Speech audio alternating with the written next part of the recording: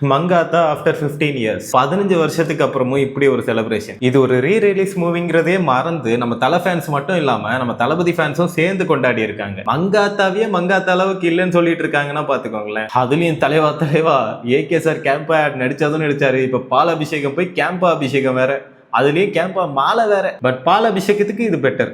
நிறைய டெம்ப்ளேட்ஸ் வேற திரும்ப வந்திருக்கு மக்களே. ஆஃப்டர் மங்காத்தா ரீ-ரிலீஸ் ஃபர்ஸ்ட் ஒன்னு இவ்வளவு நாள் சொன்னது கூட ஓகே தலைவா, பட் மங்காத்தாவே மங்காத்தா அளவுக்கு இல்லைன்னு சொன்னீங்க பாத்தீங்களா, டூ மச் ப்ரோ. செகண்ட் ஒன்னு ஆடினே இருப்பேன்.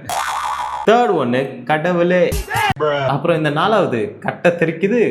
இந்த ஒரு மூவில எனக்கு பிடிச்ச சீன்ஸ் என்னலாம்னா, நம்ம ஏகே சாரோட என்ட்ரி கார்ல ஸ்டைலா வந்து இறங்குவாரு பாருங்க, வேற லெவல்ல இருக்கும். அப்புறம் இந்த மணி 500 கோடிடா.